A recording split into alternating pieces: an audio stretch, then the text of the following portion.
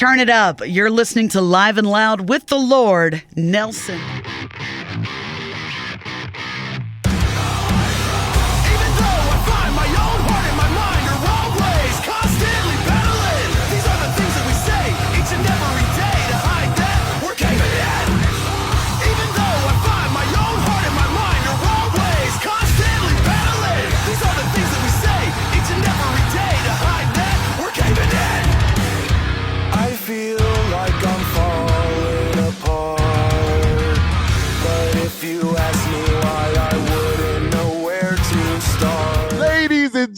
Ladies and gentlemen, once again, you know who it is. It is yours truly, the Lord, the big guy with the big show, as I like to say. Yes, indeed. From the CMS network with 5 Royals Entertainment.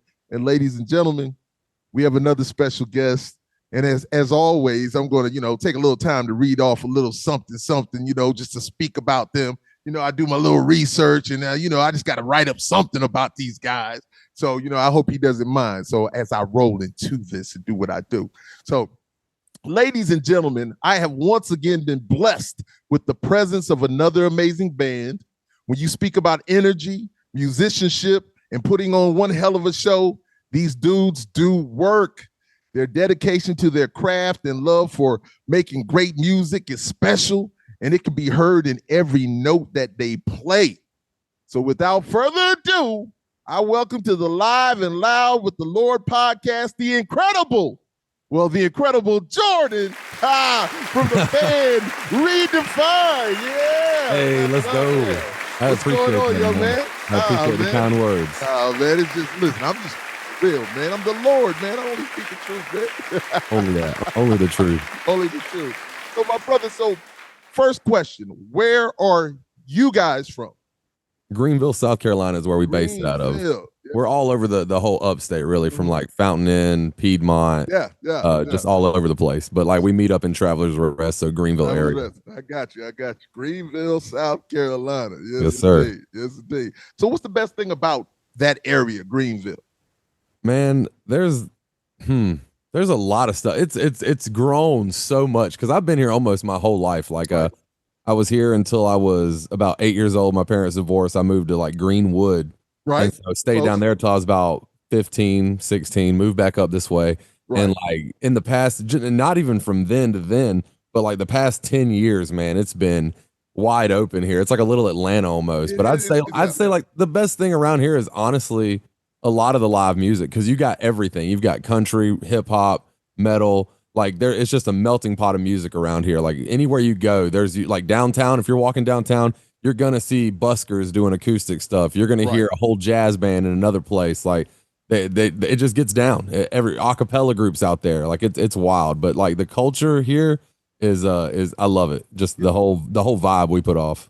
It's a beautiful place, and just like you said, that downtown area is amazing. They've got it so nice down there. And then you guys are even a little bit closer to Atlanta than we are here in Columbia. So that's man. Greenville's is Greenville bigger than Columbia? I don't know. There's a lot of people that live in Greenville. Oh yeah, Greenville is I'd say we're giving Columbia a run for their money nowadays for sure. I'd say so. Indeed. It's close to it. So how has the music scene there influenced the REdEFIND sound? Man, we draw it from a lot of places, for sure. But like the music scene around here, it's you got to stay on your toes. Like that's one thing I love about this, is because there's so much talent around here. Like other bands that we play with that we haven't played with. Like there's 3 or 4 bands looking at good deals out of this place right now that I know of that have been just tearing things up. Like they've been on huge tours recently. Right. But we've taken, I'd say, as influence and stuff like that. Let's see, what's one of the one things? Probably like because we all remember when it was a smaller city and stuff. So like we were all pretty much raised up almost dirt poor and stuff like that. I hear you. Yeah. So a lot of influence comes from like off our first album. We had a song called Spoiled and stuff like that, and that was talking about free lunches at school, riding, catching the bus because your parents had to work, like you didn't have luxuries of certain things. But it's the whole as a whole around here. I'd say just the growing up around here and stuff, like Got you. all the people, like just we try to include as much as possible. It's like you said earlier, it's nothing but love. We use that frequently. You go to a Redefined show and that's all you hear when people are leaving is I love you, and just Yes. everywhere. And but it's just like the people for sure have I think influenced our sound. Influenced our sound, I'd say, is a lot of this kind of it's kind of like a mixture of a lot of things from around here. Right. We do a little hip hop, we do a little metal. We've that one of our newer songs we're about to release a video for here in a couple of weeks. Is it's got kind of got like a country part almost in it, Got sounding you. like a little like sludge southern rock kind of sound. Yeah, So, indeed. so it's definitely a Greenville sound. I feel like there's not a Okay. lot of people out there that sound like us when it comes to that. Well, I'm glad you said that. I like that. I got little, I got goose. I like that. That was love. I like that because it segues right to the next question. So to me, you have your own distinct style. That's super dope. So how would you describe your vibe? Because I know you pull from all these other things, like many people do that, but you guys still have your own thing, and that's Yes. I think that's really cool. It's one thing that I try to just like I aspire to do it on almost every album, like Yeah. every time. Like I want to like we always say it like it's like it sounds like Redefined, but it's I'd say mainly what it sounds like to me is like 2000s, early 2000s, like Okay. New metal, but a Mhm. little heavier. Okay. Like maybe better production nowadays, because you know, like the world of production and engineering has changed. Of course. Since we started this interview, it's changed. Like I mean, it's constantly evolving. So we're completely different from our first album to our newest one. You know, if you Right. listen to them, I was listening to them recently, and it's just like it's crazy to listen to how far and how different. Yeah, growth Yeah. completely. And that's I love that, man. Like when people come up to us at the end of shows, I've heard so many different bands. Some make sense, some don't make sense to me. But like it's a constant thing at every show since I've been doing music. Somebody comes up to you and is like, yo, y'all remind me of this band, or y'all remind me of this band. And we hear some of the craziest ones, man. Like just stuff that I would never think that we sound like, but people heard some kind of influence. And I love that because I'm a music lover. My all my tattoos are music instruments, stuff that I grew up with, like a CD player with a tape deck adapter. I've got one on the back of my arm tattooed because like it's just I've always wanted to do this. So like when it's like when people tell me I hear this and this and this, I'm usually like, well, that's usually an influence of mine because I listen from everywhere, man. From old '90s country that my mom used to play in the car, like. I'm sure I've got cadences that kind of reminisce of that. Like, but I love having our own sound. I love that no one really sounds like us. Right. Because like you think of distinct sounds like Fall Out Boy, you know that's his voice when you hear it. Right. Or well, there's one other, Panic at the Disco. So you might think that they're but that's the only two that sound like them. Got you. And then like you've got that's what I love because I want someone to hear a song and be like, oh, that's Jordan from Redefined, or that's Redefined.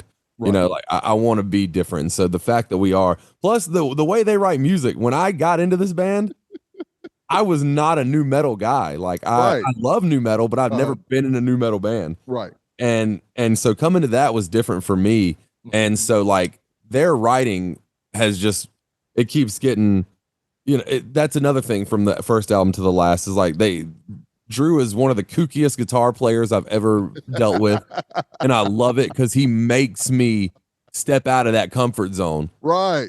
He makes me do it. They all make me, like, they just write differently. And like hearing some of the new stuff they've got going on right now, like it's just constant evolution. Like we don't want to, you know, write everything in 4/4. We don't want to have verse, chorus, end, you know, like we want to have some wild stuff in there. And I think we do it at least once or twice every album. We got something just off the wall and different for sure. No, that's love, man, because I know that my son, he's in the music like I'm in the music, and I'm working on this new project with this younger guy. See, I'm older than I'm older than you guys, but I'm right.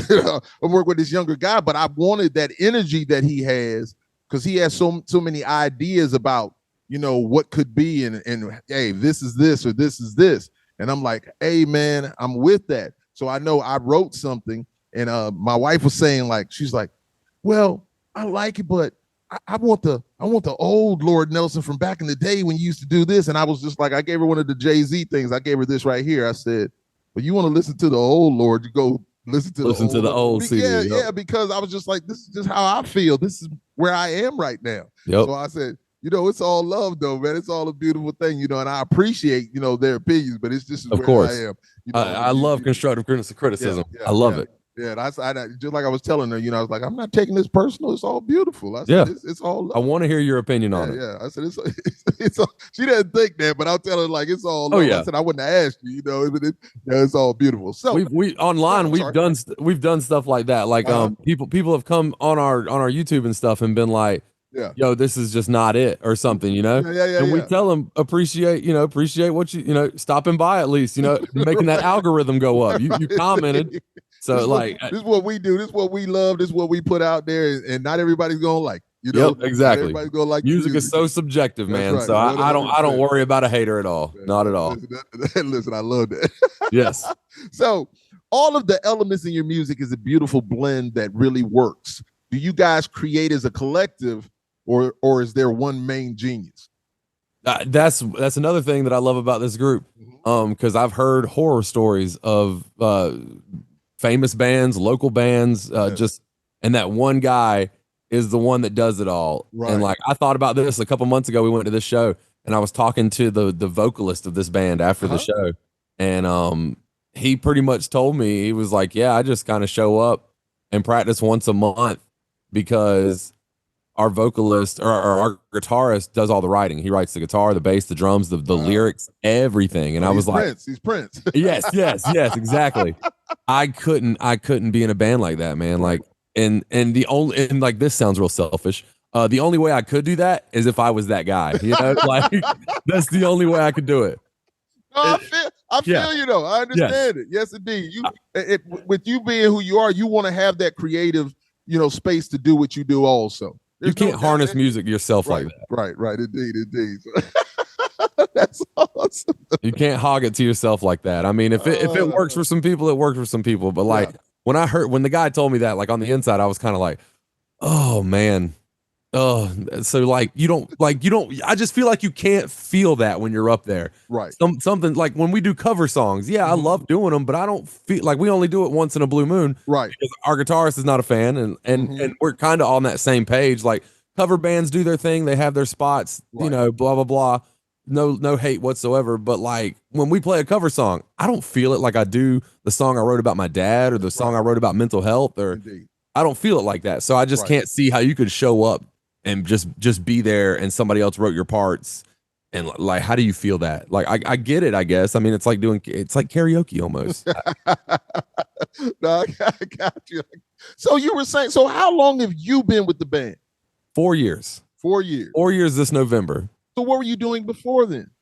I was doing nothing, man. I swore off music actually. Really? I was in a band called A Mile at Sea. And this was years ago. We never really popped off. We had one EP that we put out, and it was badly done because we didn't put the time or the money in. And it was before we were young, didn't know the rules of the game. You got to throw some money in. You got to do that. Man, man. You can't just it's not about just like the old days where you just showed up. It's nothing like that now. And so we thought we knew what we were doing. We didn't really. We were all young. And so we kind of just fell apart. There was 2 people financially floating that band out of 5 guys, and you got 2 dudes just putting all the money down. It's not fun. It'd be stressful, yes. It was bad. And so it was putting me at a broke spot. It was putting him at a broke spot. And I was like, what? Then one of the guys came up one night. He's like, I don't want to play this show. And I was like, all you got to do is show up, man. You don't have to put no money in. You show up and play your drums, whatever. But right. So we disbanded, and I was like, I don't ever want to rely on other people for music, right? Again, because that's a big thing in a band. You got to rely on these. They got to have the mindset that you got, and that's to get out there. Everybody's got an equal part. Yes, sir. You know, when it comes to paying up, everybody's got their equal parts that they got to do and this and that. Everybody's got jobs. It's another job on top of your job, and it just 100%. doesn't pay. You know, like it doesn't pay like your other no. job. No. See, this is like I try to tell people. See, to me, this music is really our job. The other thing we do is a hobby to pay for. Yep. There you go. It's just a hobby to pay for my dream. Yeah, that's right. That's perfect. I like to flip it around, man. I like to tell people because we put so much time and effort into doing what we're doing, man. And yes, we want to get to that next level up there, which is not an easy thing, but we do it also because we love it. Yes. It's in us. And just like you said, you took a little hiatus for a moment, but the music was still in you. I was doing acoustic stuff. Right. Because I only had to worry about me. That's when I was that guy. Like I was like, I write my stuff. I do, and I did a lot of cover music then. But I did acoustic stuff, and then like one day, and then I had a kid and got married. Okay. And so I thought I was done, with music, like right then and there, because I was like, I'm family man now. And REdEFIND came up. I know their old vocalist Brandon, that's my boy. He's to this day. Right. He was leaving because he didn't feel it anymore. He had a bad wreck. He couldn't get hype on stage like he used to, and so it like messed his leg up real bad. And so like he just felt like he couldn't tour because the pain he's in. Right. And so all this, and so he left. And they put up on Facebook, looking for a vocalist. And I messaged Dustin because I've known him through A Mile at Sea, the whole scene. I've known him for years. Dustin Snow is the man. Dustin, and I messaged him. I was like, what happened with Brandon? And he's like, yeah, he just doesn't feel it, his leg, blah, blah, blah. And just told me everything. I was like, dang. I was like, well, best of luck, Right. And he's like, why, you want to be in a band? And I was like, yeah. I was like, I'd love to, but, And then I thought about it for a couple of days, and I asked my wife, I was like, this is going to take, I was like, these dudes want to tour. These dudes want to do it for real. I was like, I wouldn't ask you if I wasn't 100% sure about these guys. And I was like, is this cool with you? And she was like, it's going to suck when you got a tour and stuff, but you've got it in you. You got to do this. Hey, and so like she's to your wife. Yes, big props to her. I try to give her props all the time. I make posts about her when we go on tour because she's here holding the fort down, Like I try to celebrate her as much as possible, especially on that because awesomeness. Because it takes like she ain't got time to chase a dream because I'm out here doing it, like she's holding it down, and like I feel like that, and so I couldn't repay her for doing all that. So that she said she was cool. I messaged Dustin. I was like, when do I try out? And he was like, let's go. Yeah. And so I tried out. Like I learned like one or two. I learned one of their old songs and then wrote new lyrics and tried out at practice. And I was like, okay, maybe I'll get it. And then like little did I know that he had already told him when I left. He was like, so that's him, right? That's the guy now. That was me. That's awesome, man. That's a great story. I like that. Yes, indeed. Yeah, that's good, man. Once again, props to your wife, man. That's love because it's hard on them at times, when we do what we do, man, And so yeah, indeed. So all aspects vocally are definitely on point. So what inspired you guys to go with this combination that works so well? With the vocals and stuff? Yeah. When you asked us earlier and talking about the collective, or asked me earlier about the we write as a collective, it's not all just one guy. They all write their parts. What it essentially happens is they write the full song and then they record it on their phone or however in some kind of way, send it to me and let me sit down with it because we only practice like 2-3 hours a week. And so I don't have a lot of time to sit there and write new songs because we have so many shows lined up. We got to practice our set. Yeah. And so we don't have a lot of time to write all together. Gotcha. So they write as them three, send it to me. And then I go to them with it. And I'm like, I spit what I got, do it. And, we'll run through it a couple times. And I pretty much, I'm like, do y'all like this? Do you want, anything I need to change? What do you, or sometimes one time I can think of vividly, I think it was on the Images album. Dustin was like, I want something chanty right here. Right. And so I tried to incorporate that, but a lot of the time it's just pretty much whatever I come up with. And they're like, yeah, let's go with it. Do you know how great me being a vocalist also, me dealing with my guy now. So I'm in a band Plastic Catastrophe with Lord Nelson. Yeah. Matt and I, same way I was with my boy in France with Sebastian. They Yeah. allow you as the vocalist to be you. Yes. You're the vocalist. And Yes. not that you're not hearing anything from anybody else, because you don't mind hearing those things, but they allow you to be you. That's why you're in the position you're in. Exactly. And so they allow you to be you, and that is one of the most beautiful things. Matt believes in what I'm doing. When he sends me music, I believe in what he's doing. Yes. And we just gelled so well together, man. And so, hey, I love that. Oh man, it's a blessing for sure. Like I said, I couldn't sit there and just have somebody completely tear me apart and be like you have to do it this way or that way. And so I got a question for you then. Okay. As a vocalist, have you ever had a song that you either recorded or not recorded that sounded way better on paper, and then because like when you go to perform it live, you're like, you know, like you're dying for breath, your notes, like is there anything you've ever written that was way better on paper, and then you try to perform it and you're like, oh my God, I gotta slow down, this song is killing me? I'm going to be honest with you. I have probably worked all of that out. I'm going to say even the song that I just recorded for my man last night. Let me tell you something. There are certain parts of that I was just like, breath control. I always remember breath control. KRS-One, we had a song called Breath Control. Breath control, breath control. So I'm like, breath control. You got to get that right. So I went over it, and then I said, okay, tighten up your stomach right here. You know what I'm saying? Tighten it up right here so you can get, that breath out right there. So really, before I go to do anything, I've already got it to that point. Yeah. Now, I am a big guy. So being on that stage and doing those things, I had to be controlled about doing certain things. So certain times I'm jumping around. Like Bones used to, when I was with Stuck Mojo, Bones was everywhere. Pop, pop, pop, pop, pop. Yeah. Just because, he's a little dude. You're doing this thing, but he was always able to do that. Me, I had to be more controlled. I want to get out there and fall out. I'm a big guy. So, but no, I hear you. So I kind of worked that out beforehand. Yeah. And if there is something that's going on like that, I just kind of calculate how I'm going to do this, or I'm going to do that, or I may let, if the crowd really knows the songs well. And when I was with Stuck Mojo, they did some parts. I let them say it. Yes, sir. Yes, sir. Yeah, yes, I'm 280 and like. Oh man, are you really? Oh yeah. We're right there together, man. Yeah. I would never know that. I'm a big dude for sure. I'm right there. That's me. I'm like 6'3", 280. I'm like 6'5", too. That's just me. Yeah, yes, sir.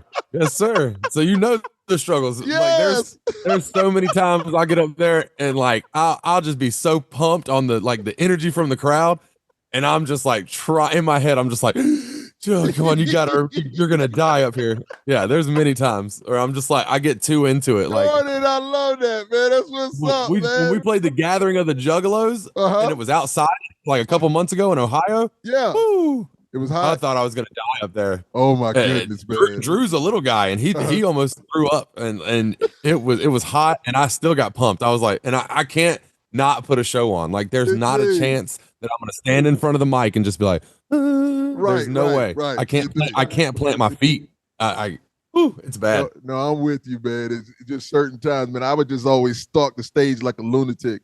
I just remember a guy that did our video named Simon. He said, you're a big guy. And he said, Rich and Mike and Sean, and they're all jumping around and doing their thing. He said, you just stay here and stay focused. Yeah. So I would for a good part of it. But there was times where, as you say, I just couldn't help myself. Because there's certain songs where you got to get into it. If we're doing open season, man, I'm going to, I get up there with Stuck Mojo. Look, I want to kill everybody. That's it. Exactly. I'm just performing, but I'm moving. I'm pacing and jumping and all that, like headbanging. Oh man, listen, man, I love that, man. Look at, boy, we brothers for real. Like it's real. Yes.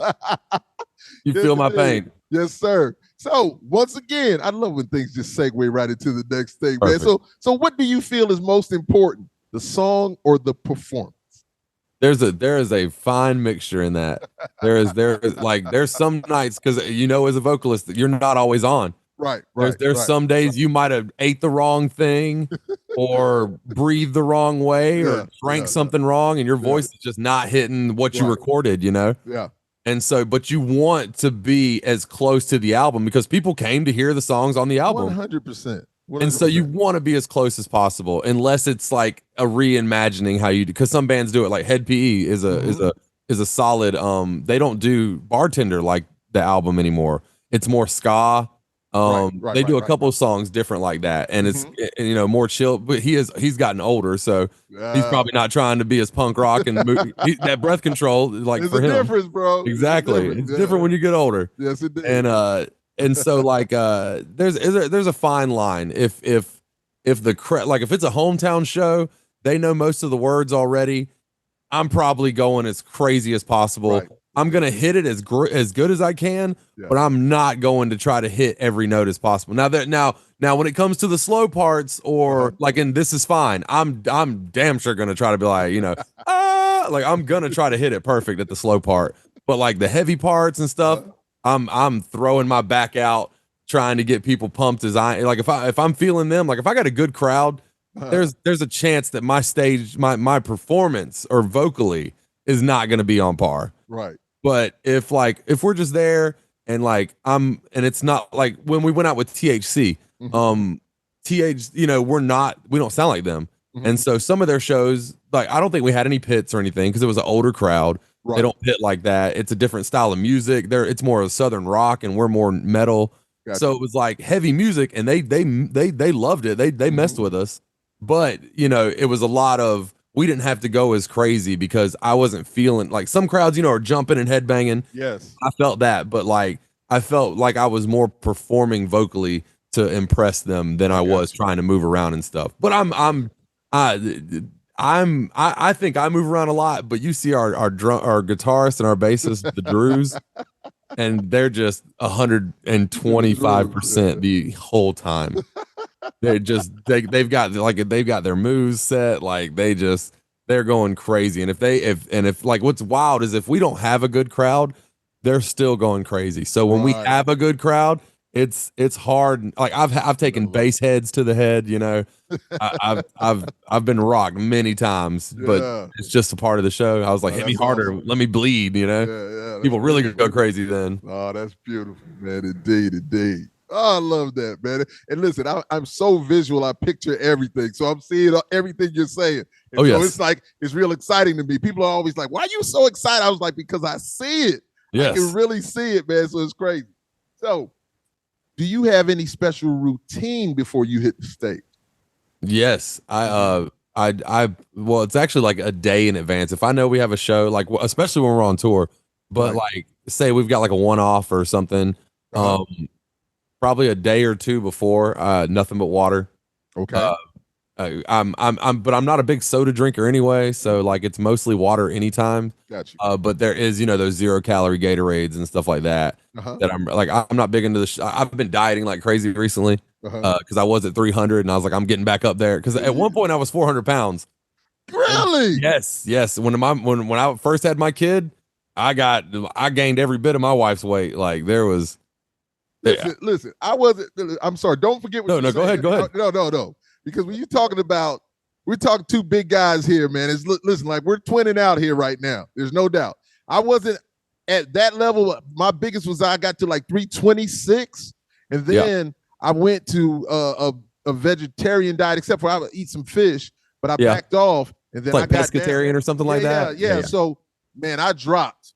Till like 270 something, 260 something. And now I'm back up a little bit because I had to start eating again because I was feeling terrible because I wasn't eating. Oh, yes. So I got down. But man, listen, it's crazy. Dude, I was crazy. That's wild. Because when I had my kid and stuff, man, I just ate like crazy. Like if my wife was eating, I was eating. Me too. And then I was eating on top of that too, And so I was 400 pounds, and then I hit keto, and keto, no carbs and stuff like that. So I'm doing that again because low carb is just, I feel better, man. I don't feel clogged up full of bread all the time, so it's a good thing. Bread, let me tell you something. Bread, sugar, those things are really, when you see and you've lost the weight and you know what it is. Yep. Those things are so. I don't know what they do to food here in the United States or whatever like that, but I'm telling you, man, it's something else, my brother. Bread and rice and sugar. Oh my goodness, man. I feel you on that. It's crazy. Everything's a sandwich when you look at it too. Everything's a sandwich. Everything fast food is a sandwich. If you got to get it on the go, it's a sandwich. It's bread in some way.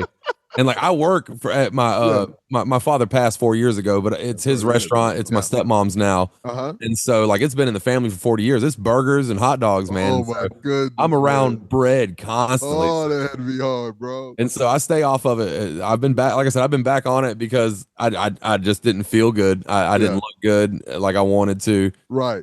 And so like I lost that weight and all this. And oh man, where was I going? I got caught up in the diet talk. I've been on it. We're good. Nah, and, man, I salute you, man. Indeed. Yeah, same to you. It's a struggle because like that kind of sugar and bread and that stuff is addictive, bro. Man. It's hard not to eat like tacos and I used to eat all of that stuff, man. So now I'm on Beyond Beef and but still you got to watch out for that too, man. Yep.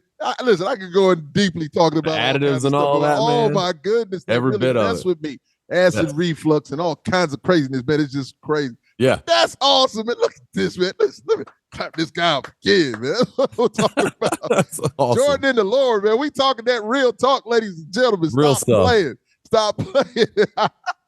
So, do you believe your creative process or performance is enhanced by intoxicants or stimulants? And if so, in what way? So I don't know if you do or you don't. I'm a straight edge person. Yeah. So, I don't judge anybody though. I'm just wondering because I've always had people say like, hey man, if you did this, man, this would be, I was like, man, the music is my high. So I don't know. So, but I've seen people do it all. Oh yeah. Be amazing. So I just ask that question. I wonder. That's I don't drink like I used to drink heavy or not like heavy, but like I was getting messed up a lot, like younger and stuff like that. Right. But also, it's just not because there's a certain level that I get to of it's just not fun. Like you can like the blackout's not fun. Really doing things that you're gonna regret and that you the whole I was drunk. Right. Like whether it be with females, whether it be with anything, man. Like that's an excuse I was using. It's like, oh, I was drunk, and you're just not yourself when you get to a certain point. And I do smoke, that's for sure. Yeah. But I don't feel like I have to do it to go on or anything. I've had run-in with various drugs over the course of my life for sure. And I feel like I've never done it at a performance, but like there's certain things that I had done where singing in the car or at home or something like that. I was like, man, I sound great right now. But that also could be because I was really messed up too. So it might not have been that great. Some people can do it, but it's not. I would much rather like pound water and just like back to the vocal routine. I do my zzz. Right. And so it's like zzz. I go through do re mi fa sol la ti do. Right. And back down and as high as I can and hold it like that because it gets your tongue, your lips, your vocal cords, it gets all that warmed up. And so like that's pretty much it. I couldn't see stimulants. I've definitely been plastered before shows, not with REdEFIND, back with the Molly. Right. And the one that sticks out in my head the worst, I was blackout drunk on stage. Really? And I don't remember getting on stage with the band. Wow. I don't remember performing. Supposedly every song was this one song we had called Iron Raiden. Every song I said every time we did a new song, I was like, this one's Iron Raiden. I fell off the stage afterwards. Oh wow, bro. It was and so that was kind of I think the last time I really like drank. Now I might have like if somebody offers up a shot, I might take it. I might not. I've turned down much alcohol. I've turned down other various things. Right. Because it's not. Maybe when I was younger it was for me, but as a man with a kid and wife and stuff, and I'm there, and plus I've also got a different mindset with this music. Like I'm there to be the best I can be sober, because there's no telling who you're going to talk to. You could talk to somebody who doesn't like people like that, like, and that ruined their perspective on you and stuff like that. I don't want people to walk away later and be like, man, he was coked out of his mind. You see him, or he was drunk as hell. You see him. I don't want to be that guy. I'd rather than be like, man, he was genuine. He was humble, because that's what I want to be. I don't want to ever let any kind of like the little bit of success we've had, that'll never go to my head. And if we got any bigger, that ain't going there either, because I want to be the best I can at all times. No, I got you there, and I agree with you. And I'm asking that question without judging anybody. You know, I'm not judging anybody. I just like to ask that question because so many people would always come to me and say like, "Hey, man, if you smoke a little something or if you do this," and they were like, "Man, it just opens your mind more when you're whatever." And I'm saying, well, I said, my drug is this music. Yeah. I said, I get so high off of hearing like a riff that's just amazing or the music gets me. It's real. Music carries me somewhere else. And that's why I always tell, I can just get in my vehicle and just drive and just listen to the music, and I am the happiest. Yes. I'm just feeling the music. So I love music that's like real. that, man. So I understand about it. Loving all different kinds of things, I'm the same way, man. My playlist is everywhere. Let a new song come out, that just catches my ear, and that's like my drug, because I'm sitting there listening to it over and over and over until I don't like it anymore. As I tell everybody, if it's hot, it's hot. I don't care what it is. If it's a hot song, it's a hot song that you're feeling. Yeah, can't be like some of that pop stuff it's just catchy, and you're like, man, this is actually pretty good. It's so catchy. Yeah, indeed. So how much do you think the music industry has changed, and how have you guys adapted to these changes? A lot, man. That's another thing that's constantly changing all the time. Like I remember back in the day, not too long ago, where CDs were top things. I remember getting paid and $20 a CD at Sam Goody every week or something like that, or like my mom buying me CD, like, and now it's all streaming.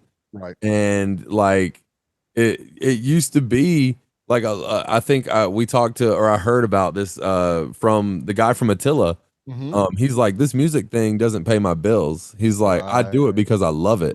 He's like, what makes my bills is the 17 things I've got from this music thing, like his clothing line and his artwork and his streaming service, or he doesn't have a streaming service, but he's got like a Pantheon or something like that. Yeah. Or an OnlyFans even. You got to have different revenue streams. Yeah. And so he's got that from his popularity from music. So so it's crazy to think that the Def Leppards and Iron Maiden and all that kind of stuff, I think that's why you see a lot of them doing reunion tours, right? Because they have run out of the money that they had, because when they were making money, they were making money. That's right. They were making money. And now streaming has killed that.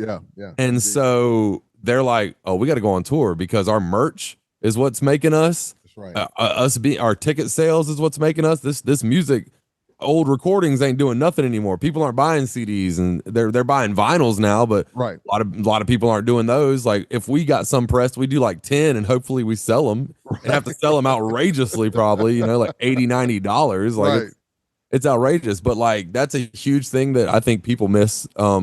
Is definitely the merch sales and stuff like that. Like that's why I said I think a lot of those people are doing reunions, because they've run into the streaming world now, and like the older crowd is even doing it. Like they're not going out and buying CDs and stuff. Most cars don't even have CD players nowadays, like the newer ones. Right, indeed.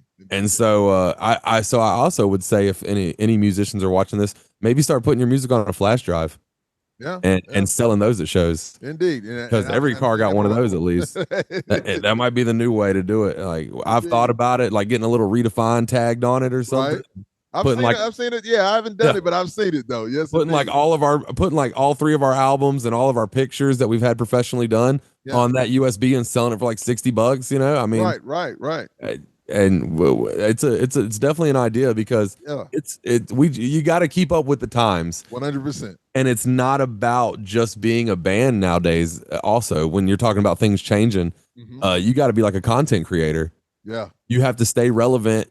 You have to post reels or TikToks or I do it a lot Instagrams. Now. You gotta stay relevant with people, because they have a 2-minute memory.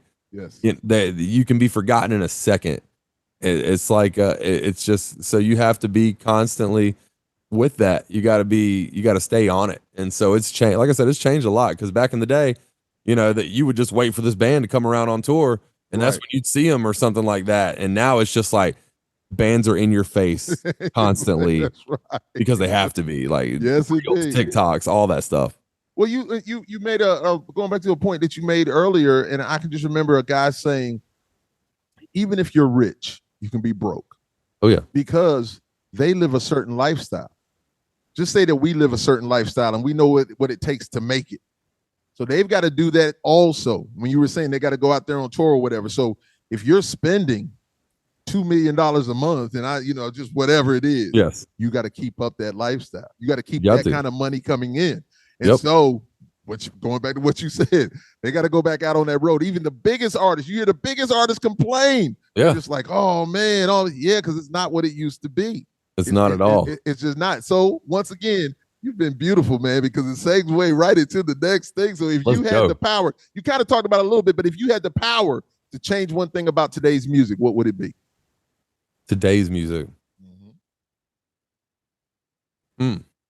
It'd probably be a lot of that, like a lot of the streaming service and stuff like that. So like I would one thing that drives me crazy is seeing a popular band do something and then seeing like 15 other bands try to do that. Oh, that's what it is. That drives me crazy. Like they did a TikTok and it popped off, so other people try to do it. And that's not just in music either. That's what just in general. There's 30,000 people trying to do the guy that was riding the skateboard drinking the Capri Sun. There was 30 million people trying to reenact that. And I was like, God, dude, I get it. Like so oversaturation in the music industry is probably like, as much as I hate, because this is shooting myself in the foot. As much as I would love to get on Octane or any of that stuff on Sirius, my wife and me took a trip the other week and it was like 2.5 hours in the car and she's got Octane. I don't. And I was just listening to it and I was like, you can't tell the difference in the band that just played to this band. Wow. Like they all had like the same guitar tone. Like here's one thing we do that you hear. What's real funny, we heard this a lot in the on the El Nino tour, and we show up with an amp, a guitar, a bass amp, a bass guitar, our drums, and a microphone. Right. There's a footboard, there's a foot pedal that he does his effects on his guitar through. Of course. But there's none of that direct input bullshit you see nowadays. Like bands that do it, if you watch this and you get offended, if this is how you do it, that's how you do it. But it's just, I'm sure it's a lot easier on people's backs to have their whole sound on this little board that you can plug into the sound system. Sure, you've got your guitar sound in that board, but it ain't real. It's not that same sound you get from amps and stuff. And like I remember I will say this, and I hope that if anybody watches this, they don't go there and crucify this dude. But the guy at the machine shop, when we were setting up at the El Nino show, he was sitting there on the stage and he was checking in. He was like, you got this? He's like, yeah. He's like, any tracks? He's like, and we're like, no. He's like, oh, so you guys are a real band. and we were just like, I mean, he said it in front of all the other bands that had tracks and direct input and all this. And we were just like, just kind of looking around like, we didn't say that. That was not us. We didn't say but like I said, bands that do it, that's cool. But like we show up so that's one thing I would really like to change, honestly. If it was aside from the streaming and the payment stuff, like I'd love to drop a CD and it blow up like it used to, or drop a record and it blow up like they used to. People don't go platinum anymore. It's hard for that. That's like not as people still do, but not as many as used to. Yeah. And so not buying any physical product anyway. No. And so like I think that's one thing I would change. I'd go back to load up your amps and your stuff and like play like, because man, I've seen bands out there. I've seen like the guitarist and the bassist just like clapping their hands or doing something, and the song is still playing. It's like technology, man. Technology is crazy. It's just like you're not playing your instrument. Like you're pressing an iPod and pressing play, and you're just mimicking it. Like I saw this one. I won't name drop, but they were playing, and like he stopped playing, like took his hand off. And I couldn't tell the difference in sound. Wow. I couldn't distinguish his guitar stopping and the recording in the background playing. So I was like, it killed me, bro. It crushed me so hard. I was like, oh, please don't do that. Like, take your mess ups. Like, You ain't got to be perfect every It time. makes it real. What did Prince always say? He's like, I never. May he rest in peace. He said, I never. He's a true musician, man. He was a. Cool. He said, I never have done the same show twice. He said, I never do the same thing on there because there's no telling what can happen when you're out there doing what you're doing, man. So listen, 100%. It's wild. So I've seen it all. I've been a part of it all.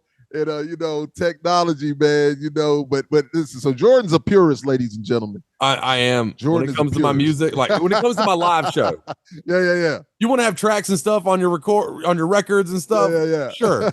I love it. I'm not against it. But your live show, I should be able to tell the difference between a guitar and a track. That live show is something else, man. Playing with a band, and then I played on tracks from just being an MC and rapping and hip hop and stuff. But man, playing with that live band is just a different vibe, man. And it's just really enjoyable. So I do a side project thing where I do like hip hop, sad boy kind of rap, like Post Malone almost kind of thing. Yeah. And it's so weird for me. It's so weird because it's so slow, and it's just a recording and me on a stage. Like there's nobody else. Any mess up is me, 100% me. Right. Because you can feed off your band members, man. Yes, feed off of them. Oh man, we play around on stage, like we'll lock eyes and just be like making stupid faces. I'm going back there messing with the drums. Like we have a great time, 100% every time because we're doing something we love, and I love those dudes to death. That adds to the greatness of it, man. No doubt about it, man. So. All right, now, so I'm going to ask you, I want you to be a little self. You said self. No, I want you to be a little selfish, and this is about you, really. This right here is about you. If all the guys were here, I'd ask them the same thing about each of them. Yes. The question I said, I'm going to insert this in here. So I'm saying all this like I'm making this a big thing. I love it. So, what do you think Jordan, brings to the band that makes you irreplaceable? Irreplaceable. Yeah, get on your high horse and say like, "This is why I'm the shit. This is why I'm so fucking." Man, if we're being 100% honest, I'm gonna be 100. Gotta be honest. Yeah, I am as transparent as possible, and I don't pull no punches. And so, like, if certain people watch this and feel some type of way about it, I'm sorry, but I speak from the heart every time I do it. But like, these guys have been a band for like 10 years, right? Like REdEFIND's been around. Yes, they have. And they've gone through 2 other vocalists. Right. And like some of the people that have been there since day one tell me, and this blows my head up, I can't lie. I cannot lie. Have told me that this is REdEFIND. This is what they should have been. Right. They're like, you're rapping, you're screaming, you're singing, your cadence, what your songs are about. Like they're not just bullshit. Not saying that the other guys did. I got you. I hear you. I understand you very well. I have like my song. I go crazy on myself sometimes writing because it's just like, what am I trying to say here? Like, and it's still got to rhyme. It's still got I'm real bad about making things rhyme. Yeah. I try not to overdo it, but like I also don't want to be like on and on. Right. Like I don't. So. When it comes to certain, I go crazy. I'm a perfectionist on a lot of things. Right. And so like, that's one thing I think is, I've given the songs maybe some more depth, because new metal, it's like a lot of the old songs with the old vocalists and stuff. It was a lot of like, get the fuck up or get the fuck out. Right. And like, that's actually lyrics and stuff. And that's not bad. But it was a lot of they never really had a meaning, I guess. Like some songs probably had like I could be wrong. These dudes could have had meanings behind them. But like some of the stuff I heard, like, but I would say that's one thing for sure is like because both of the guys before me, they were great on stage. They knew how to talk to a crowd, they could move. And so I don't think that really sets me apart because I do a lot of the same stuff, headbanging, shouting out, talking to people. I'm a people person, so like being up and like plus being up there doing something I love. Right. I say thank you a million times, Yes. So I think that just my whole just being a front man is almost. I think if they went somewhere else, that somebody would have some pretty big shoes to fill. Talk that shit, Jordan. I usually don't, man. I usually don't. Fuck that bullshit, man. I love it. I try to be humble as possible. Listen, but like we got a great sound, man. I love it. I try. Like I said, I don't want to be. Oh man, we're the best, But there's a reason I do it, and there's a reason I've done it this long. You don't have to be humble about that. That's your craft. That's what you do, man. So I love it. when you speak about it, so many times we are like, yeah, I have a bad thing about that. But I'm gonna say that so many people are like, hey man, you, and I'm just like, yeah, I would always kind of back away from it. Yeah. But you know what? Man, we gotta, especially now, lean man, we into gotta it. embrace that, man. Yeah. Embrace your greatness. You tell man. them So thank you so much. Yeah, indeed. So that's why I love asking this question. I told the other guys I had a conversation with, I said, I'm going to have to insert this into. I'm going to ask this question every time because I want to hear what you're going to say about that. Speaking about what you bring to the band. That's awesome to me, and I love it, man. I think honestly that if we we have all talked about this before as a 4-piece, and it's like I couldn't see us bringing anyone else in, and I couldn't see us losing anybody and trying to replace them, and just because it's different. Right. We click so well, and might not do that with another guitarist or bassist or drummer. It just might not be there like it is, and it's just something about these dudes. They're irreplaceable. They all bring it. It's so 100% good to have that and feel that. And so many people I've talked to, so many bands I've had conversations with, it's like the lineup has changed from here. Even when I came to Stuck Mojo, I was the new front man. Not replacing Bones. I always say I filled in for him for a little bit. Yeah, but it's like, you come into this thing, and then we had a certain vibe when I was there. Yeah, it wasn't the same thing as when Bones was there. My whole thing was different. Yep. But to me, it was great. Yes. And when you hear the people say that was great, it is just like, man, I appreciate it. Yeah. I mean, so listen, man, I know who I am. I know what I do. Yep. And listen, there's nobody can tell me what I can do and what I can't do. I know who I am. And so exactly. It's all love, man. When you put it out there, what you did. This dude right here, man. This is my brother right here. Jordan is that guy, man. Let's keep it real. You're that guy. I love this. No, this has been great. Tell you, man, this is awesome, man. This is awesome, man. So going into this, what do you think is the most important aspect of keeping a great band like yours together? Yeah, since you're there now, yeah. Keeping it together and stuff like that. Talking out everything, man. That's communication is a huge key. And that's one thing I love about these dudes. Even when tensions are high, it's not for very long. Right. I want to say last time we went out, we were all sitting around and we were talking about something, and some things got taken the wrong way. Mm-hmm. And we were already on the road for 3 or 4 days, and it can get it's like a little brother, or a big brother. You get on each other's nerves and stuff like that. Right. And it was things were said the wrong way to each other, and it got squashed almost immediately. Right. It was just look, this is not gonna work. You're even if they weren't gonna talk it out, I was gonna come up and be like, y'all need to talk this out right now. We've got 5 more days on the road. Right. And we're not gonna have things weird. And so communication is a huge thing. And I think because of that, I can't, when I think about it, you look at other bands sometimes and you're like, man, the ego of this guy is going to kill this band, or this guy's drug problem is going to kill this band. And so when I look at these dudes, none of us heavily drink.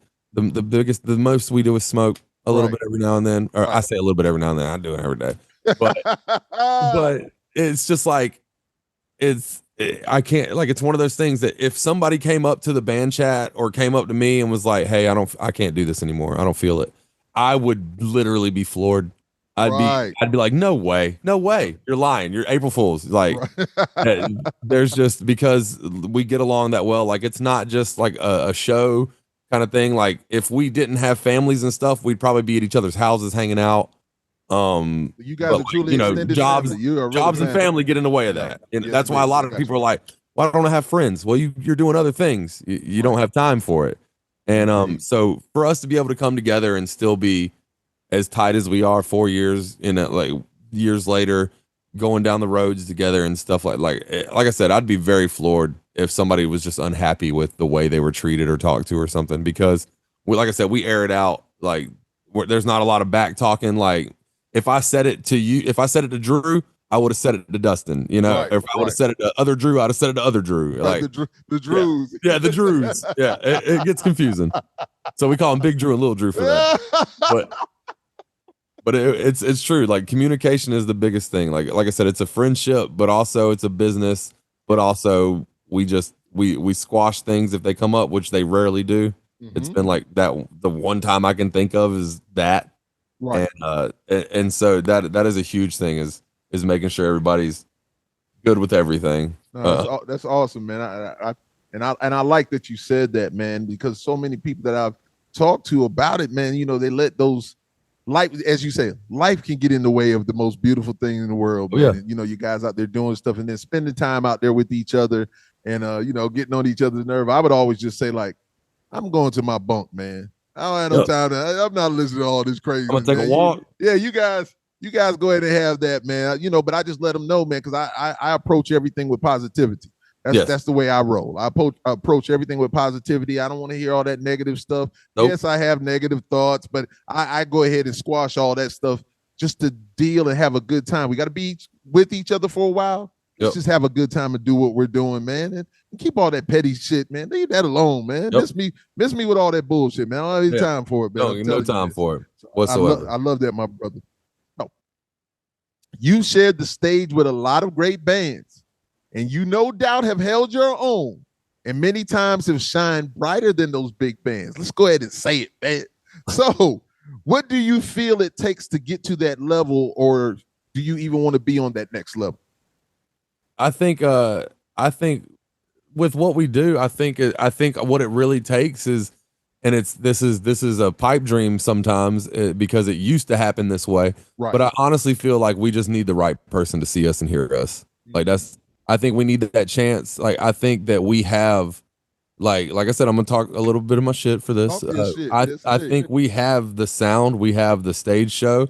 I mean, yeah, we could probably do cool if we had some time in to set up some pyro and stuff. Sure, that might add to it, lights or something, But like, as far as 4 dudes getting up there and giving you something raw and real, like I say it before every show, I'm like, if you can hear us, I don't care where you're at in here, because a lot of bands are like, get up to the front, Right. I said it immediately. I set the tone when I come out. I'm like, yo, I don't give a fuck where you're at. If you can hear this, I hope you feel this, and we get it. We get into it. And it's just like, because you've got to command those people, not demand them. Right. Like you don't demand the respect. You have to command it, and you have to earn it. Yeah. And so I really feel like that's what holds us back. Technically, is we need that TikTok video to blow up and go viral. We need the right person to see us. We need that exposure on Octane and stuff. And a lot of that is money based. Yes, sir. And I would just like to know. Like this is a shout out to Octane on this one. Like where I send the money, like just I'll get it. I'll find a way. Do that. I know, yeah, and like that's all I want to know. Like you got to know the guy. Don't payola, bro. Don't payola. Yeah. It's just like that's all I want to know. It's just I give it to you. I just got to know where to send. Like I'll come up with the money. Like that's just, and it's but that right there is for sure. We I lost myself on it. No, you good, man. You good. It's all love. So let me ask you this. Forgive me, man. Once again, I see everything. So I'm seeing you go up there, doing some covert operations to get to the XM radio, man. But anyway, I just want to get I want to get out there and be as big as I can. Now, if for some reason we happen to stay at the level we're at, I can't complain, man. It's been a wild ride. But I'd love to reach that next level. And like I said, I think it just takes that one person to hear us for sure. And but I think like I said, I think we got it. We got the stage show, we've got the sound. Gotcha. We just gotta keep grinding like we are until somebody sees us.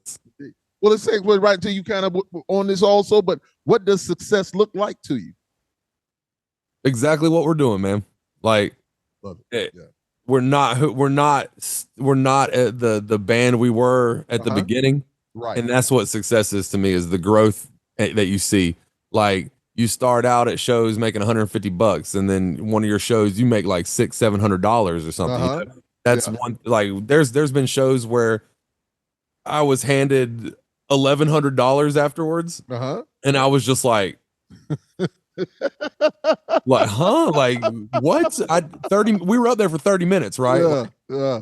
Wow. Like, and so like that it's not always about the money. Like success is not about the money for sure. Right. But it's crazy to like I said, being paid like 100, maybe $50 at a show. You got gas money, and then some shows you're like, what? Like, so it's but growth and success look a lot of the same to me because our sound has grown. We've done some crazy things, like from Blue Ridge. I think it's just been just up since we played Blue Ridge. I feel like it's just been up and up since then. Like we've had some great tours. We got to play, I think, another festival somewhere around there. I can't remember which one it was. I'm drawing a blank. That's terrible. Oh, we got to play the Juggalo thing. Yeah. Okay. That's another thing. Success looks like playing a big show like that and not having to pay to be there. That was a big, because like Blue Ridge, the first year, like, okay, they pay bands now, apparently, from what I've heard. Right. They don't make any bands pay to be on Blue Ridge anymore. Okay. That's from what I've heard. I don't know how true that is. Gotcha. But when we played 3 years ago, 2 years ago, we paid to be there. Really? I'll tell anybody that. We paid to be there, and I think we broke even because I think we made back the same amount of merch, which was a win in my book. Because if I can cover my gas, to get of there, course, let's go. Of course. And so like we did pay to do that, and so like to be on the Gathering of the Juggalos and not like being asked to do it, that felt like growth right there immediately. Like yes, like we earned that spot. I love that, bro. Love that. So if you could go on tour with any band or artist, who would it be? Dang.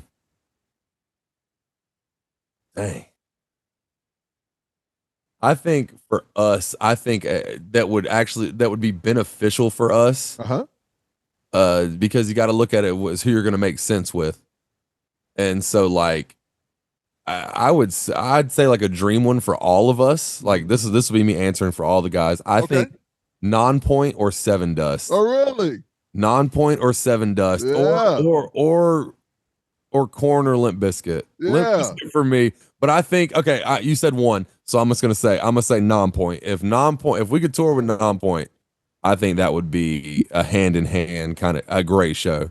So you guys don't mind. So have you guys done Bions also? Oh yes. Or so because man, listen, we had talked a while ago, a few months ago. Like my boy out in Cali, he had like a Seven Dust tour. Yeah. He had he manages me. It's my brother, man. It's my boy. Yeah. But he had some things open for him and stuff. I couldn't do it at the time, Yes. But I was just like, yo, man, it's real. But nah, those would be two great bands to tour with, man, because they're for sure. We got asked.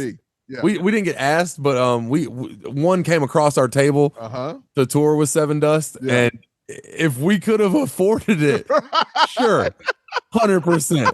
But it was a good bit, and so I was like, it's got to be feasible, man. It's got to make sense. Yeah, it's got to make some kind of sense. You got to be very secure in yourself, and you selling yourself. You have to be very secure that you're going to go out there with X amount of merch to make X amount of dollars, and you got to move that. You got to hustle. And so, like, you got to look at and see where it's going to be worth. You got to, like, are we going to make enough sense that their fans are going to want to buy our stuff? Indeed. 100%. Like, we can't go, like, we might be going out with this one band and we don't make a lot of sense. And I'm terrified of their fan base because they're like deathcore. And if you know anything about hardcore and deathcore kids, they like hardcore and that's deathcore. That's what they like. And that's it, bro. That is it. And so us going up there and we got some singing parts and some rapping parts. Right. Eat us alive, I think. I'm scared, but we're going to do it. Well, I'm going to tell you this. Just go out there and do what you do, man. 100%. With no fear. I know you will. Yes. We toured with Volbeat. Yeah. Which was the great, man. That had to be awesome. But let me tell you something. They just embraced us, Michael and Jan and, that's so cool. Anders and Thomas and all of them when they were there with them. They've changed a few people. But we had a great time. Best tour that I've been on. And let me tell you this. By the third song, these people came to see Volbeat. Yeah. They came to see Volbeat. Now, Stuck Mojo had his fans out there also. Of course. Oh, yeah. These people came to see Volbeat. Let me tell you something. By that third song, we had them, bro. They were just like, okay, wait a minute. this is cool. You start seeing people start coming up. Yeah, they were just like, well, every show was sold out. Well, let me say every show was sold out. So it was just like, man, it was just such a great feeling. And those people that really got into it. So, man, now you guys you stop hearing that murmur of the crowd, and you start hearing yourself flecking off the walls. They're just like, oh man, because if they're not feeling you, you can hear them like, you can hear them all talking at it. You can hear it. There was none of that going on. We had a moment like that when we were out with Head. Really? It was a show in Ohio. I want to say it was Kent. Yeah, Kent, Ohio. And like, man, it was a nightmare, bro. Like, I'm very honest. And if, like I said, if any of those people watch, I'm sorry, but like, there was 8 to 10 bands on that list for that night. Really? Yeah. And like anybody that knows shows, 5 is pushing it. Like, tired, man.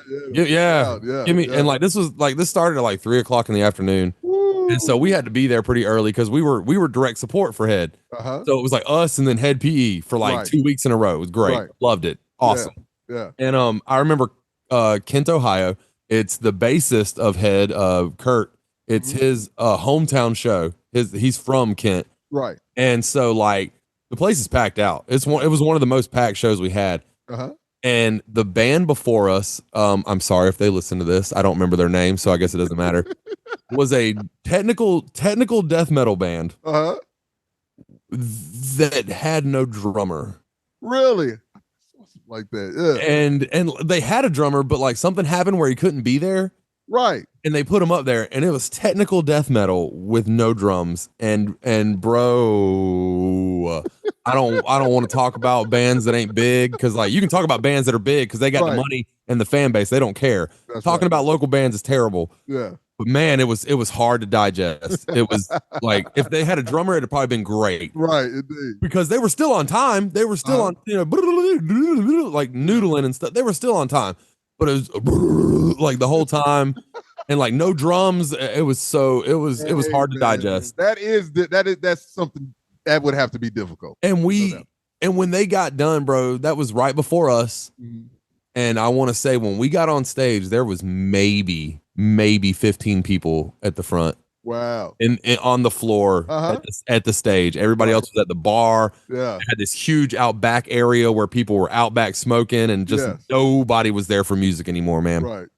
And we got up there, and I want to say halfway through the first song, maybe into the second song or something like that, both doors open. And at the back, and it just the whole floor fills, bro.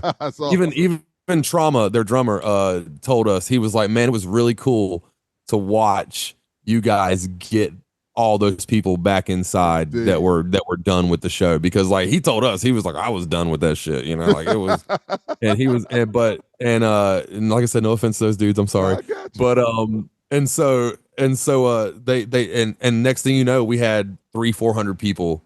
From that little 15 when we started, the doors open and you just saw bodies. You didn't see that. That's beautiful. Yeah, dude, it was amazing, dude. It shook me. I was sitting there. I had goosebumps. Like at first, I was kind of not feeling it, and then as soon as I saw that, man, it was one of our best shows on that tour. Like I feed off of it, and to watch us get that response, like 1,000 miles from home, is just super cool. That's super awesome. Cool. And I'll give you a quick thing. We were in Germany at the Reload Festival. Oh, that's awesome already. Germany, the fact you're overseas is awesome. That's so cool. You guys need to get it whenever you can get it. It's going to be great. We want to. Yeah, the fans over there are amazing. And we were at the Reload Festival, and this was during the World Cup. And Germany had a game. Oh. They had a match. They all left when we were supposed to go on to go see that match. And it was like, wow. So they take it serious over there. Yeah, so the event planners, they were like, okay, we're going to push it back an hour or two. And so when we did go on, because we went right on before Devil Driver, and all of a sudden, you start seeing the people just trickling back in from the match. And they had won also. So they just start trickling back in, man. So it was amazing, man, to see that and to have that, man. So I understand that, man. It was a watch them thing. Yes, that's the ultimate respect.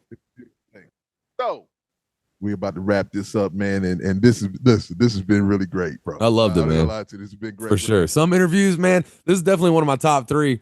Like, some interviews you get on there and like it's just you ain't clicking or something, or it's just like they just got the questions and like there's no I'm response. just gonna be me, man, because I want to have a conversation. I love that. I don't want to just. I'm asking questions, but I want it to be a conversation, man. I'll talk forever. Me and Dustin are terrible about it, so like, oh, man, it's all beautiful. I'm glad. No, that's a great thing. That's how it's supposed to be. Yes, sir. And so my last question to you. No. Hold on. What can we expect from REdEFIND in the near future? That's what I want to ask, and then I'll ask the last question. Bigger things, man. Like more tours for sure. We're gonna try to get on some festivals and stuff like that. We've got a good team working with us. Good. There might be some things in the works with our label, God Size. I'm not 100% sure on everything, but it could be big things with them. And I feel like big things with them is big things for us because like it's a small label. Yeah. And so I feel like it would. I don't know what's gonna happen, but I feel like like I said earlier, I feel like we're on the right path. And we just need, like I said, our chance to shine. And I feel like hopefully it comes. I keep telling myself it's going to, and I'm gonna manifest that shit one way or the other. I love it. And so we're gonna like this is the closest. Like I put it on my knuckles, man. Like that's what's up. I put it on my knuckles. Because this is the biggest stuff the biggest shit we've ever done with any music kind of stuff. Like if there was ever a chance to actually do something with this music stuff, we feel like this is definitely it. Like out of all the stuff we've been doing for the past 20 years, because I've been in the game since I was 14, so 22 years. Right. And so this has been definitely the wildest ride. Like I said, I wouldn't have tattooed it on my knuckles if it wasn't meant something. You all in, man. You all 100%. I love it. Till the end, till I can't no more. Indeed, I love it, man. So now this is the last question I have for you. I'm for it. So what's the last song you listened to? The last song I listened to. Let's see. It always makes people think. It was on the way home. I want to say it was Watterson West by Picturesque. Okay. I like to ask this question because people always come up with different, you would never, because we as musicians and people listen to different things. We just do. Oh yeah. So you never know what it's going to be. So I always like to know what people are listening to, and so that's love. There's a chance it was a Juice WRLD song. Like I'm big into hip hop stuff too. Like I listen to probably more soft hip hop stuff and like sad music almost than I do listen to like the stuff that I even write. Like the metal stuff. I'm not even a big metalhead sometimes. Like you would think that, with the big holes and the tattoos and stuff, but I love soft stuff. I love indie music. Yes, sir. But I think that was it. So they're kind of heavy. But they got real instruments and stuff like that. So, but it could have been a hip hop song, but I'm pretty sure it was that one. Love my brother Jordan, man. This has been an amazing time. Yes. Thank you, man, for coming on, man. Because just like I said, I've been watching you guys, and I was like, okay, what's Dustin doing? I'm just looking. I'm just like, okay, these guys are really, really. And I had thought to myself, did I have them on a show a while back? And I was like, no, I didn't. I said, because I thought I did. And then I said, no, I got to get these guys on here. Yes. So that's when it hit me, because I went back and I looked, and I was just like, no. Let me reach out because I love what they're doing. So I said, let me reach out to them, man. So once again, I appreciate that highly, man.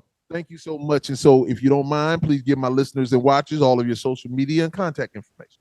Oh, most definitely. We are everywhere. I want to say our Instagram is @WeAreRedefined. You got to spell it wrong to spell it right. That's the one thing I tell everybody. You got to spell the name wrong to get it right. And so REdEFIND. No final E in there. But we're everywhere. We even got a Twitter, but we never use it. Because I'm the one that's in control of that. And I got you. But Instagram, Facebook, TikTok, YouTube, Spotify, Pandora, anywhere you can find music, we're pretty much there, man. Amazon Music, everywhere. Trying to get everywhere. Well, brother, you guys are doing it, man, and continue success. And anytime you guys want to come back and talk or do whatever, we'd love to. Open with family. Just let me know. Just hit me up and say like, hey, man, I got you. We'll make time and we'll do, just get everything together. So once again, I appreciate you. It's been an amazing conversation, man. And Hey, you're that dude, man. This guy Yeah, right you are, here, man. man. This has been great. I love it. You are I that loved guy, it. man. I'm trying to tell you, man. I love it, man. So, ladies and gentlemen, once again, you know who it is. It is yours truly, the Lord. Pause. Nelson, that is. Hi from the podcast Live and Loud with the Lord on the CMS network with 5 Royals Entertainment with the amazing, man, I love when I talk to front men like myself, man, the amazing Jordan from REdEFIND. Yes, sir. I appreciate Awesome, all your time, man. Hey, man. Thank you very much. Very much, man. This is it. This is your chance to say some fly shit. Oh man, I got nothing. I am not a fly person.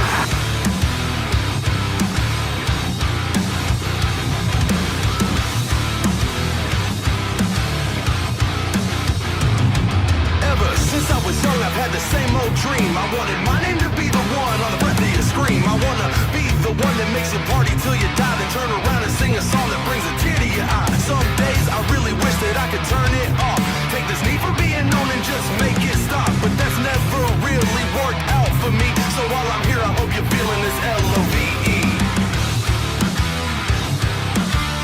Even if I go away tomorrow or today, keep me in memory. Remember me. These past couple years have been amazing. Never thought I'd ever be on half this many stages. And we hope that we made a mark. Hope that we can find a special little place inside your heart. Cause without you, we'd be nothing. You made 4 regular guys feel more than a part of something. And that's nothing you could borrow. Just wanna thank you if we happen to not wake up tomorrow. Even if I go away tomorrow or today, keep me in memory. Remember me. Just remember me.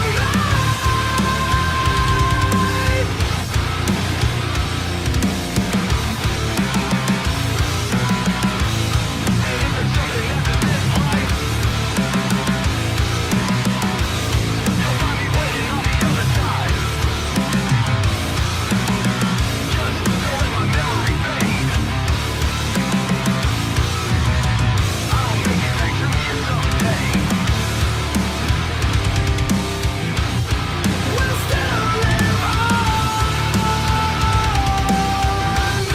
through all of our songs.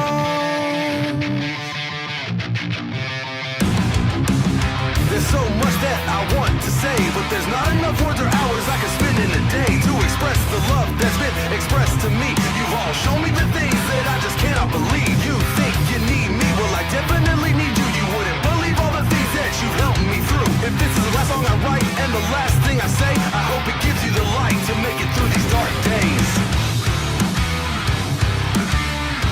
Even if I go away tomorrow or today, keep me in memory. Remember me.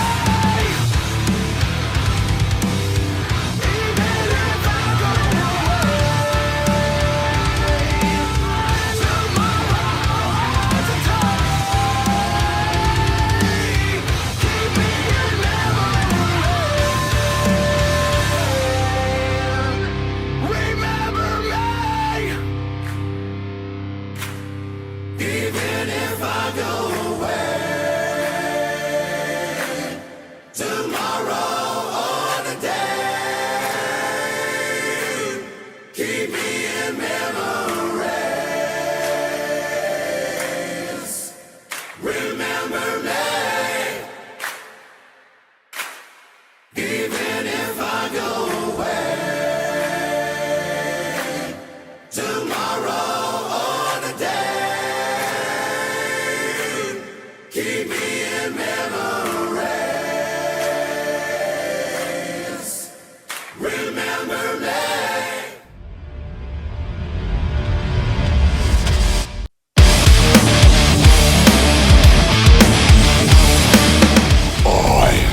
am the Lord. Nelson, that is.